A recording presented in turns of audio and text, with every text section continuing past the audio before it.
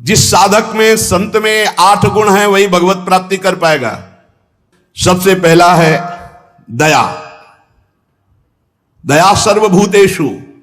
अगर आप साधक हैं, भजन मार्ग में हैं, परे वा बंधु वर्गे वा मित्रे द्वेष्टे वा सदा आपन्ने रक्षितव्यम तु दयैषा परिकीर्तिताः। दया किसे कहते हैं? अपने पराये का भेद नहीं है। मित्र हो या शत्रु हो, वो भारी दुख में पड़ा हुआ है तो जितना हमें शारीरिक बल, बौद्धिक बल, तप बल प्राप्त है, हम उसका प्रयोग करके उसकी रक्षा कर ले, पर आसक्त ना हो। रक्षा करना, चाहे वो मित्र हो या शत्रु हो, कोई भी हो। साधुता का हृदय, भक्त का हृदय कैसा होता है? परे वा बंधु वर्गे वा मित्रे द्वेष्टे वा सदा। वो पराया है, अपना ये भेद तो होता नहीं इस भगवत मार्ग के पथिक में। मित्र है या शत्रु है, अगर वो विपत्ति में फंसा हुआ है तो शरीर बल, तप बल, वाणी बल, हर बल के द्वारा हम उसकी रक्षा करेंगे, पर अपनापन नहीं करेंगे। जैसे मृग की रक्षा की पर अपनापन ममता कर लिया तो अगला जन्म मृग का बना। दया बिना साधु कसाई, और दया करी तो आफत आई। इसलिए दया बहुत संभाल के। दया क्या? हमारे जितना बल है हम आपके कल्याण के लिए प्रयोग किया और अलग हो गए, आसक्त नहीं हुए, कभी उससे धन्यवाद पाने की इच्छा नहीं की, उसे दया कहते हैं। दूसरा, शांति। बाह्य चाध्यात्मिके चैव दुखे चोत्पादिते क्वचित न कुप्यति न वा हंति सा क्षमा परिकीर्तिता। ये साधक के लक्षण। पहला दया, दूसरा ऐसा क्षमा कि कोई आपको शारीरिक या मानसिक पीड़ा पहुंचा रहा है, आपको क्रोध नहीं आना चाहिए। उसे न मारना है, न कड़वे वचन बोलने, न संकल्प के द्वारा उसको नष्ट करना है। इसी का नाम शांति, इसी का नाम क्षमा है। जिसके अंदर दया है, शांति और क्षमा है। न गुणान गुणिनो हंति स्तौमि मंद गुणानपि नान्य दोषेषु रमते सानुसूया प्रकृतिता। गुणी के सद्गुणों का हनन अर्थात अपलाप न करना, किसी भी सद्गुणी में दोष ना निकालना, थोड़े गुण वाले प्राणियों को भी उत्साह बढ़ा देना भगवत मार्ग में, दूसरों के कभी दोषों पर दृष्टि डालकर उसे नीचा दिखाने के लिए न वर्णन करना, ये अनुसूया, इसे अनुसूया कहते हैं। दया, क्षमा, अनुसूया। और अभक्ष परिहारश्च संसर्गश्चापि निर्गुणैः स्वधर्मैः च व्यवस्थानम शौचमे तत्प्रकीर्तितम। पवित्रता, शौच क्या? कभी भी अभक्ष पदार्थ ना खाना, जिसे शास्त्र निषेध करता है, कभी जबान पर नहीं जाना चाहिए। प्याज, लहसुन, मांस, मदिरा, नाना प्रकार के सब नहीं पाना चाहिए। एक बोले दीक्षा लिए थे कि पत्नी तो दीक्षा नहीं ले, पर वो प्याज लहसुन बना के खाती हो, कहती हम कोई गुरु मंत्र थोड़ी लिए, अब हम क्या करें, फिर खाना ही पड़ता है। कैसे खाना पड़ता है? वो अपनी निष्ठा पे, तुम अपनी निष्ठा पे नहीं आ सकते। अपनी निष्ठा पे आना पड़ेगा, या वो बदले या तो तुम बदलो। तुम कंठी तिलक लेकर बदल गए कि तुम प्याज लहसुन खा रहे हो, पत्नी खा रही इसलिए नहीं भाई। दोनों हैं, एक ही जगह भोजन बनना है तो एक को तो सुधरना पड़ेगा। या तो फिर आप अपने लिए रोटी ले लीजिए और नमक से पा लीजिए। जय दिन आप नमक रोटी पाएंगे तय दिन उसका हृदय जलेगा और उसको सुधरना पड़ेगा, प्याज लहसुन छोड़ना पड़ेगा। लेकिन जो गुरुमंत्र लेकर के अभक्ष पदार्थ खाता है वो अपवित्र बुद्धि हो जाती, भ्रष्ट बुद्धि हो जाती। इसलिए बहुत सावधान। हमने कई बार प्रार्थना की कि प्याज लहसुन तमोगुणी है, वो भजन में बहुत बाधक है, इसलिए उसको कदापि नहीं पाना चाहिए। अभक्ष परिहारश्च, बासी भोजन, दूषित भोजन, ये अभक्ष जो पदार्थ बताया गया है उसे नहीं पाना चाहिए। दुर्गुण रहित प्राणियों का संसर्ग नहीं करना चाहिए। पवित्रता का मतलब केवल स्नान ही कर लेना नहीं है। अभक्ष पदार्थ नहीं खाना और कुसंग नहीं करना, कुसंग भी अपवित्रता है। और स्वधर्म में दृढ़ रहना, इसी को पवित्रता कहते हैं। पवित्र भोजन पाना, सत्संग करना और स्वधर्म में दृढ़ रहना, सच्ची पवित्रता इसे कहते हैं। शरीरम पीड्यते येन शुशुभे नापि कर्मणा अत्यंतम तन्न कर्तव्य मनायासा च उच्यते। जो श्रेष्ठ भागवतिक कर्म के लिए अत्यंत कष्ट सहता है उसको अनायास तपस्या कहते हैं। भारी से भारी कष्ट को सहने के लिए तैयार रहे। बुखार है लेकिन हमें सत्संग में जाना है, शरीर पीड़ा में है लेकिन हमारी दिनचर्या है, हम प्रभु के दर्शन करेंगे जाके, हम सत्संग सुनेंगे जाके, हम अपने प्रभु की सेवा करेंगे, ऐसी होनी चाहिए। अनायास जो भगवत कृपा से तुम्हारे जीवन की पूर्ति के लिए आ जाए, प्रयास, विरक्त को प्रयास नहीं करना चाहिए, विरक्त को व्यापार नहीं करना चाहिए। विरक्त जो चाहे अनायासम शरीरम पीड्यते येन सुशुभेनापि कर्मणा अत्यंतम तन्न कर्तव्य मनायासा च उच्यते। किसी भी तरह विरक्त भाव वाले को, गृहस्थ को मेहनत करके कमा के अपने पर शरीर का पोषण, और विरक्त को अनायासम आकाश वृत्ति या मधुकर वृत्ति, ऐसे भाव से व्यापार आदि करके बुद्धि भ्रष्ट हो जाएगी, हरि और गुरु से विपरीत बुद्धि चली जाएगी। अरे भाई तुम कितना कमा सकते हो, देनहार कोई और है देत रहते दिन रैन, लोग भरम मुंह पे करे तासो नीचे नयन। अरे वो लक्ष्मीपति जैसे, अरे जो चाहिए नहीं हो हमारे को क्या, हम तो, हमें प्रभु चाहिए, फिर कैसे। बहुत सावधान, बहुत सावधान। कभी कभी गुरुजन संकोच करते हैं तो इशारा उनका समझना चाहिए, और जब वो प्रकट कह दे तो भूल जाओ। अगर कदम उसी मार्ग पर रखोगे तो बहुत दूर निकल जाओगे, बहुत फिसल जाओगे। अनंत जन्मों के बाद अवसर मिला है माया से मुक्त होने के लिए। प्रशस्ताचरणम नित्य म प्रशस्ति विसर्जनम एतद्य मंगलम प्रोक्तम मुनिभिस्तत्वदर्शिभी। सदैव गुरुदेव के उपदेश और शास्त्र सम्मत कर्म करना चाहिए, कोई भी अशुभ कर्म नहीं करना चाहिए। तत्वदर्शी मुनियों द्वारा बताए हुए मार्ग से सदैव मंगल होता है, इसे मंगल कहते हैं। स्तोकादपि प्रदातव्य मदीने नांतरात्मना अहन्यानि यत्किंच कार्पण्यम ही तत् स्मृतम। अगर थोड़ी वस्तु मिली तो प्रसन्न रहो, अधिक मिली है तो प्रसन्न रहो, किसी भी स्थिति में असंतुष्ट मत रहो। प्रसन्नता ही सबसे बड़ी उपलब्धि है। संतुष्टायन केनवा, हर स्थिति में प्रसन्न रहना सीखो। मंगलम और अकारपण्यम और अस्पृहा यथालाभे न संतोषा कर्तव्यो हृथ वस्तुना परस्याचिंतित्वार्थम सा स्पृहा परिकीर्तिता। कभी दूसरे से इच्छा मत करो, कभी दूसरे के वैभव की याचना मत करो। जब प्रभु को आपको देना होगा तो बिना मांगे दे देंगे। संतोष धन धारण करो, अस्पृहा, ये जिसमें होते हैं उसे भगवत प्राप्ति होती है। पहला है दया, दूसरा है क्षमा, फिर तीसरा है अनुसूया, चौथा है शौच पवित्रता, फिर अनायास जीवन की पूर्ति, और मंगल कार्पण्य और स्पृहा रहे। ये दीनता नहीं होनी चाहिए भोगों के लिए, किसी से इच्छा नहीं होनी, और निरंतर भगवत चिंतन। अब कह रहे हैं कि ये 10 बातें भगवत मार्ग के पथिक को त्याग देनी चाहिए। परद्रव्येष्वभिध्यानम, दूसरे के धन का अपहरण करने की वृत्ति, चाहे विरक्त हो चाहे गृहस्थ हो। परद्रव्येष्वभिध्यानम मनसानिष्ट चिंतनम, जो मन से भी दूसरे के धन का चिंतन करने लगता है तो खुद उसका अनिष्ट शुरू हो जाता है। शास्त्र की बात मान लो, जिम हरि शरण नये को बाधा, सुखी मीन जहां नीर अगाधा।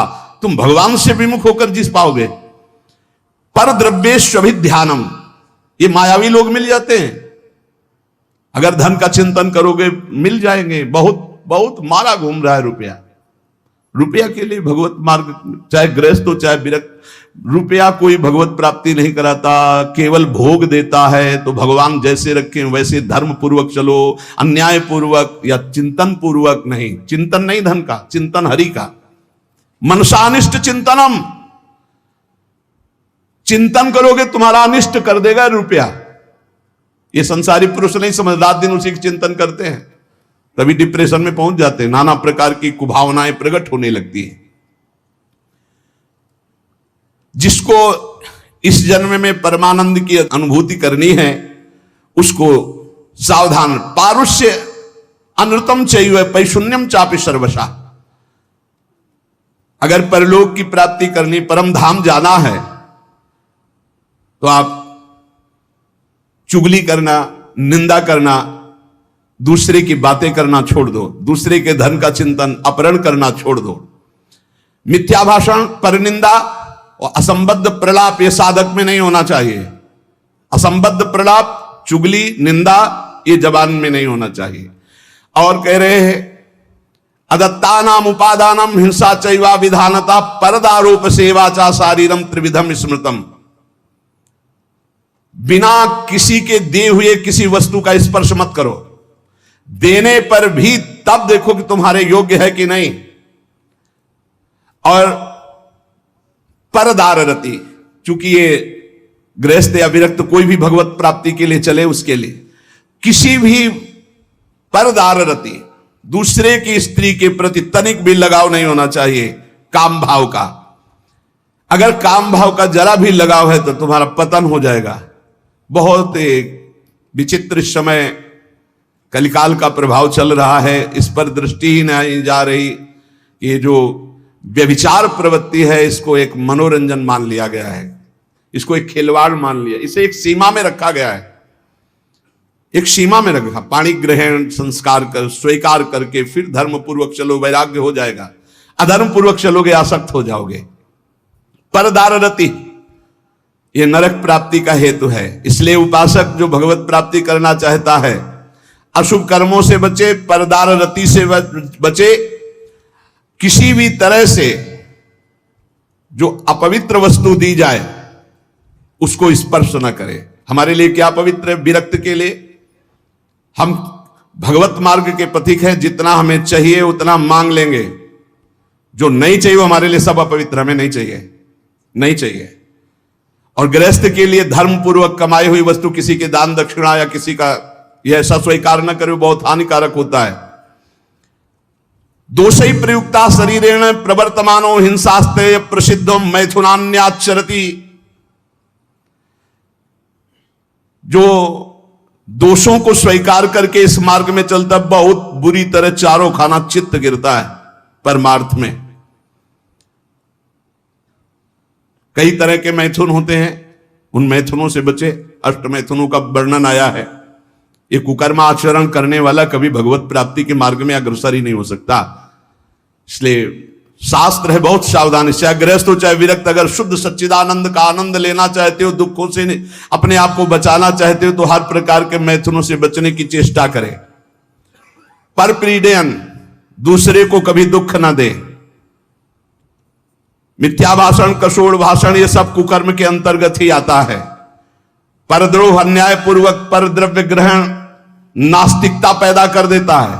परद्रव्य अन्याय पूर्वक ये नास्तिकता पैदा कर देता है, भगवान से बिल्कुल विमुख कर देता है। भगवान छूट गए तो सब मिला मिलाया, सब प्राण छूटने के बाद कुछ नहीं तुम्हारे पास। भगवान है तो सब कुछ है, नास्तिकता ना आने पावे। परद्रव्य ग्रहण से अन्याय पूर्वक, न्याय कहते हैं जो धर्म शास्त्र आज्ञा करते हैं, अन्याय पूर्वक धन ग्रहण करना ये नास्तिकता पैदा कर देता है। नास्तिकता क्यों आई है? क्योंकि पापाचरण है, तभी नास्तिकता आती है। उपासक को सावधानी पूर्वक दुष्संग से बचना चाहिए।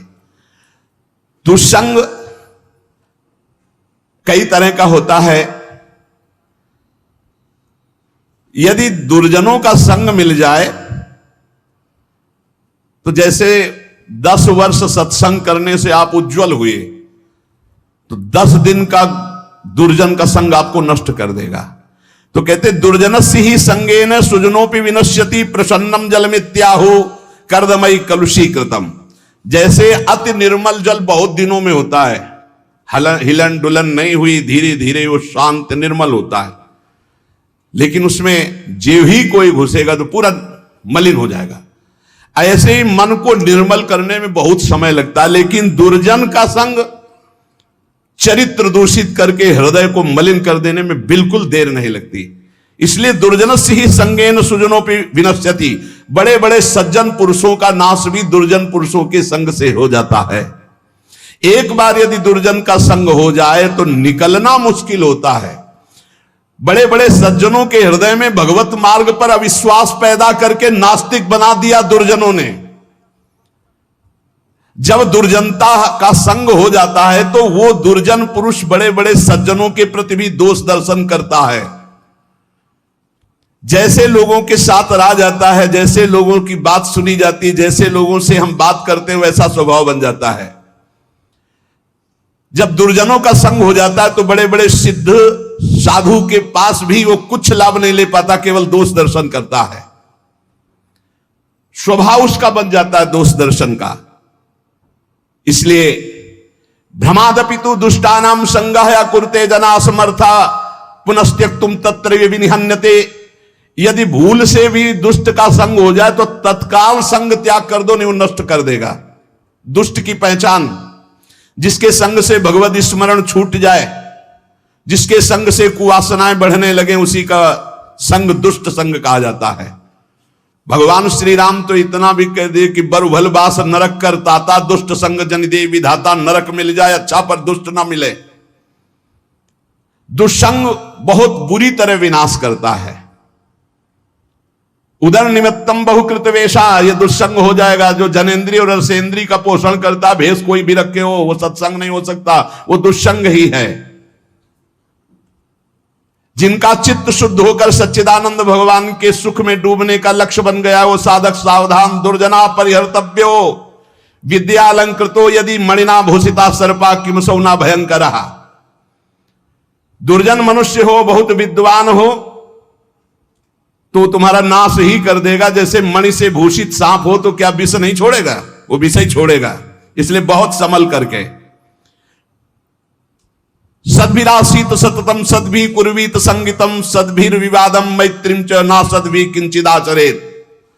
संत पुरुषों के साथ रहो, संत पुरुषों का संग करो, उनसे विवाद मत करो, जैसा वो कह रहे हैं वैसे करो। सज्जन पुरुषों के संग से तुम्हारे हृदय में सज्जनता आएगी, और दुर्जनों का संपर्क तुम्हारे हृदय में अश्रद्धा पैदा कर देगा। कैसा? अब जिस संत से मिलोगे तुम्हारे अंदर अश्रद्धा है तो तुम वहां दोष दर्शन करोगे। महापुरुषों के समीप रहते हुए भी तुम कुछ नहीं प्राप्त कर पाओगे। जाड्याम धियो हरति सिंचंति वाचम सत्यम मनोन्नतिम दिशति पापमपा करोति चेता प्रसादयति दीक्षु तनोति कीर्तिम सत्संगति कथम किम न करोति पुंसाम। जब सत्संग मिलता है तो हृदय का कूड़ा करकट दूर हो जाता है, काम क्रोध ये नष्ट हो जाते हैं, बुद्धि विवेकवान होकर भगवान की तरफ बढ़ती है। और जब कुसंग मिलता है तो ऐसी संशयमय बुद्धि हो जाती है कि बड़े बड़े संत महात्माओं के समीप जाकर के भी वो दुर्लभ लाभ ना लेकर वो दोष दर्शन करता रहता है। समीप में दूर दूर से आकर लोग उनके दर्शन और उनके वचन सुनकर अपना परम कल्याण कर लेते हैं, लेकिन दुर्जन स्वभाव वाला, दुर्जन संग करने वाला उनके समीप रहकर उनकी निंदा करता है, उनके दोष दर्शन करता है, उनसे लाभ नहीं ले पाता है। अनेकों बार बड़े महापुरुषों का संग प्राप्त होने पर भी वो अगम्य रहते हैं, वो उनका लाभ नहीं ले पाते। इसीलिए देवर्षि नारद जी ने बताया कि साधु संग अगम्य है। साधु के समीप रहना, साधु के समीप जाना, अगर आपके अंदर दुष्टता है, दुष्ट स्वभाव है, तो आप उसका लाभ नहीं ले पाएंगे। दूर दूर से आकर लोग दर्शन संभाषण और अपना परिवर्तन कर रहे हो, समीप रहकर दुष्ट स्वभाव होने के कारण, उस साधु में दोष दर्शन करने के कारण लाभ नहीं ले पाते। सरसैया में पड़े हुए भीष्म जी ने युधिष्ठिर जी को उपदेश दिया, ध्यान से सुन ले, इसी जन्म में भगवत प्राप्ति हो जाएगी। जो पुरुष इसी जन्म में भगवत प्राप्ति करना चाहता है, मनुष्य शरीरधारी, वो पहले आहार पर संयम करे, उसे सूक्ष्म करे। इतना कम ना करे कि भोजन का चिंतन हो, पर इतना भी ना करे कि डकार आवे। भगवत प्राप्ति करनी है तो ये बात पकड़ लो, हजारों जगह शास्त्रों में बात लिखी। मिता आहार, भिक्षान्नम औषधम, जैसे औषधि पाई जाती है ऐसे बहुत संभाल के खाओ पियो, जितने से एकदम आपका शरीर हल्का बना रहे। एक दो शरीरों को तो रोग हो जाता है, वो क्या कहते हैं जो गले में होती गांठ, थायराइड है ऐसे, वो तो बात अलग है कि भाई अब थायराइड हो गया है, नहीं तो खाईराइड में ज्यादा तगड़ाट हो रही। खाईराइड खूब खाते चले जा रहे। जिसको इस जन्म में भगवत प्राप्ति करनी, भोजन पर पहले सुधार करे, अल्पाहार और सात्विक भोजन, चाट चटोरा भोजन की तरफ से बचे। अगर भगवत प्राप्ति करनी है, अल्पाहार करे, प्रकृति से परे अविनाशी पद की प्राप्ति के लिए प्रकृति के आकर्षण पर विजय प्राप्त करना पड़ेगा। जो साधक घर में रहकर या घर छोड़कर, दोनों साधक होते हैं, गृहस्थी और विरक्ति, जो घर में रहकर साधना कर रहे हैं उनको चाहिए किसी और का ना खाएं, अपनी मेहनत का कमाया हुआ ही भोजन पावे, चाहे जहां जाए, कहीं किसी और का ना खाएं। 10 रुपए का खाया है 20 दे दो, तुम्हारे को भगवत प्राप्ति करना है, कभी ऐसा नहीं कि रास्ते में भंडारा बट रहा है, हलवा बट रहा है, दबा के पा लिया, चलो यार कम से कम बचे तो 100-200 रुपए। नहीं बचे, नहीं, जिसके लिए आए थे वो सब ले गया। वो गृहस्थ आदमी को अगर किसी का पानी भी पियो तो 5 रुपया उसको दे दो, 2 रुपया दे दो, नहीं रुपया दे दिया वहां 2-4 दोना पत्तल उठा करके आसपास से कुछ सेवा कर दो। कोई तुम्हारे सुकृत ना लेने पावे भगवत प्राप्ति के मार्ग। अगर विरक्त है तो भिक्षान्नम औषधम, विषयों के सामने उपस्थित होने पर भोगने की इच्छा ना होना। गृहस्थ हो, तुम्हारे धर्म के विरुद्ध भोग का अवसर आ गया, हट जाओ, भाग जाओ, प्राण बचा लो, मत भोगना, नहीं तो भगवत प्राप्ति में बाधा। और विरक्त है, भोग सामग्री एकदम एकत्रित है, एकांत है, भोग लो, ना ही भोगना, क्योंकि मुझे भगवत प्राप्ति करनी है। नेत्र से, वाणी से, मन से किसी भी दूषित भोग को ना भोगना। नेत्रों से भी भोगना होता है। आप मोबाइल में देख रहे हो या छुप के देख रहे हो, ये ऐसा दृश्य देख रहे हो, ये नेत्रों से भोग हो गया, ये आपको नष्ट कर देगा। नेत्रों से बहुत नष्ट हो चुके हैं, नेत्र ही है जो दिखा करके भ्रष्ट हो गए। किसी के सामने ना, तो एकांत में नेत्र से भोग भोगना, वाणी से, मन से बिल्कुल दूषित वार्ता करना, दूषित संकल्प करना, दूषित दृश्य देखना है, भगवत प्राप्ति करना है तो चाहे गृहस्थ हो चाहे विरक्त, बचो इससे। किसी भी प्राणी से अतिवाद करना, बहुत बातें करना, मित्रता बना लेना, वैर कर लेना, यह सब नहीं। भगवत प्राप्ति के मार्ग में ये भीष्म पितामह जी उपदेश कर रहे हैं। किसी के सामने अभिमान भरा वचन बोलना, अभिमान भरी क्रिया करना, अभिमान भरी चेष्टा करना, जैसे अभिमान हो जाता है। अहंकार भरी बात, अहंकार भरी क्रिया, अहंकार भरी कोई चेष्टा ना करे। यदि तुम्हें कोई क्रोध दिला रहा है तो तुम क्रोध ना करके मीठे वचन से ही उत्तर दो। जब किसी के यहां भिक्षा मांगने जाओ तो वो तुम्हें आदर दे तो उस घर में मत बैठना। भीष्म पितामह जी का है ये उपदेश। यदि तुम्हें किसी कोई निमंत्रण दे तो कभी मत जाना। भगवत प्राप्ति करना है ये विरक्त के लिए। अगर तुम्हें कोई आज महाराज हमारे घर पाइए, कदापि मत पाना, निमंत्रण में कदापि मत पाना, ये भीष्म पितामह जी मना कर रहे हैं। और जब भिक्षा मांगने जाओ तो बहुत घरों से मत मांगो, कुछ नियम रखो, 4 घर 5 घर, मिले तो मिले, नहीं उपवास। अब ये नहीं कि पूरे गांव में टहली आए, नहीं, 5 घर 7 घर ऐसे नियम रखे जाते हैं कि हम सिर्फ 5 घरों में जाएंगे, मिले ना मिले। ये नहीं कि पूरे गांव में टहली आएगी, जब तक भरपेट के दोनों टाइम के लिए ना मिल जाए तो हम 50 घर मांग ली। ये भिक्षान्न नहीं, भिक्षान्न 5 घर या 7 घर। आवाज लगाई, नहीं मिला तो उपवास कर गए। निमंत्रण पाए हुए घर में कभी भिक्षा ना पाने जाए, ये भगवत है कोई रहस्य। मूर्ख पुरुष जब आप परमार्थ में चलते हैं, आपका उपहास उड़ाएंगे, हो सकता है वो आपका तिरस्कार भी कर दे, मारपीट भी कर दे। आप अपने हृदय में दुख ना मानने, हृदय में आनंदित रहें, कोई प्रारब्ध भोग का नाश हो रहा है और उसको डांटे नहीं, उसको मारे नहीं, उसको पर चिल्लाए नहीं, वो तो निमित्त मात्र है। भगवान आपके प्रारब्ध का क्षय करा रहे हैं यदि भगवत प्राप्ति करना। बहुत बार ये बातें आ गई हैं। आताताई पर भी कभी क्रोध करके उसे शाप ना दें। शाप देने का मतलब है भजन का फल है। अगर भजन है, सच्चाई से चल रहे हो आप, अंदर से सोच ले बहुत सता लिया, अब तो भोगेगा, तो पक्का भोगेगा, इसमें कोई संशय नहीं, क्योंकि भजन एक अमोघ शक्ति है, जिधर जाएगी उधर। तो हमारा भजन मंगल के लिए कि अमंगल के लिए? तो कह रहे आताताई तुम्हें कितना भी सताए, तुम क्रोध करके उसे शाप आदि मत देना, कभी अंदर से बुरा मत चाहना।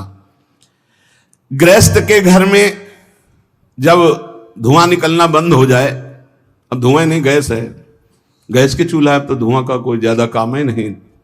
जब मूसल की आवाज आनी बंद हो जाए, भीष्म पितामह के समय मूसल से कूटा जाता था, अब तो मूसल से नहीं, अब तो मशीनों से है। और जब सब भोजन कर चुके तब विरक्त को भिक्षा मांगनी चाहिए, मतलब लगभग 2 बजे। भिक्षा मांगने के पश्चात किसी नदी के किनारे या किसी देवालय में एकांत में बैठकर भगवान को अर्पित कर उसे पाए। गृहस्थ अपने कमाई से पाए, अधिक भिक्षा मत ले। श्री पूज्य सदगुरुदेव भगवान ने कहा कि टुकड़ा या 1 रोटी, बहुत अगर नहीं मिला है 4-5 घरों में, और आखिरी घर में 2 रोटी मिल रही, तो बस 2 रोटी, तीसरी रोटी हुई तो भिक्षा नहीं मानी जाएगी।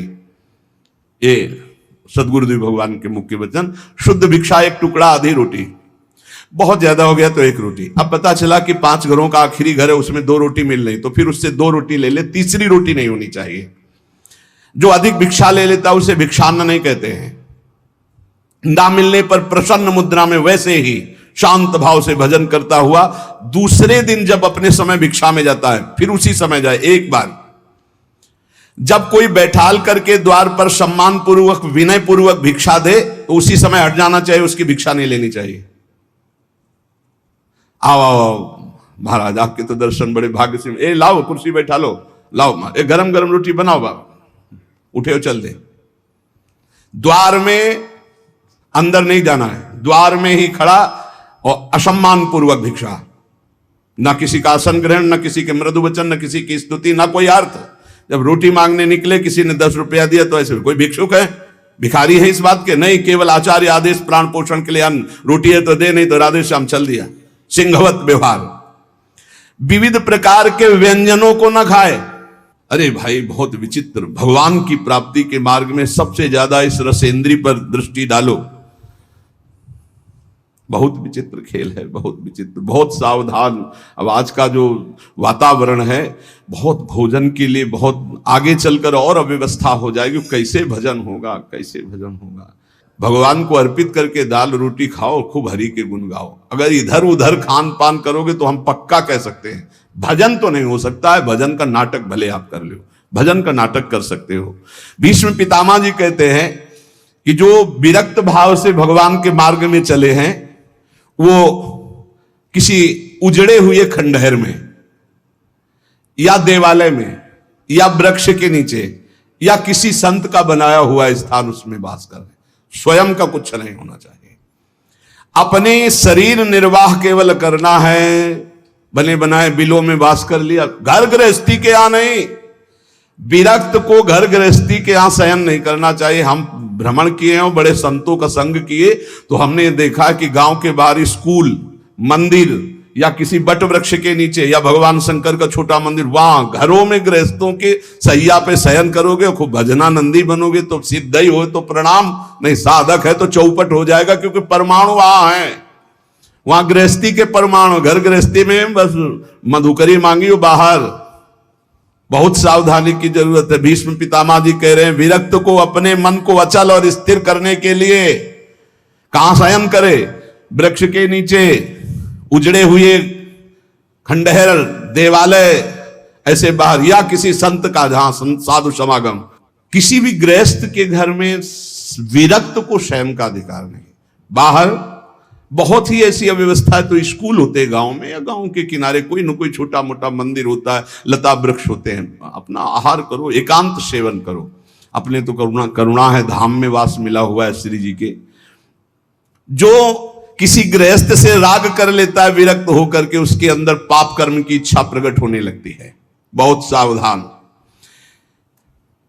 नित्य तृप्त रहो, भगवत चिंतन में छके रहो, संतुष्ट रहो भगवत चिंतन में, मुख प्रसन्न रहे, इंद्रियां शासन में रहे, निर्भय रहो भगवत मार्ग के पथिक। हर समय नाम जप चलना चाहिए। मौन का आश्रय लो नाम जप बढ़ाने के लिए। वैराग्य की भावना को पुष्ट रखो।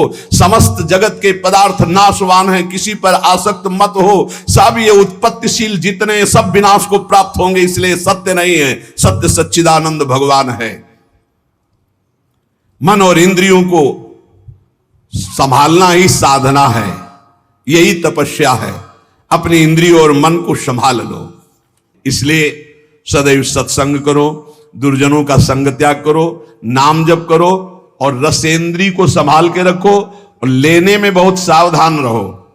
किसी से कुछ लेने में सावधान रहो। वो ऐसा पाप की कमाई ना हो जो तुम्हारी बुद्धि भ्रष्ट करके भगवान से विमुख कर दे। चाहे गृहस्थ हो चाहे विरक्त, अन्याय पूर्वक जीवन नहीं होना चाहिए, धर्म पूर्वक जीवन होना चाहिए। इसी जन्म में हम भगवत प्राप्ति करें। जो सत्संग सुने उसका मनन करें, मनन करके आचरण में उतारे, तभी लाभ मिल पाएगा। शेष चर्चा आगे। श्री राधा वल्लभ लाल की जय।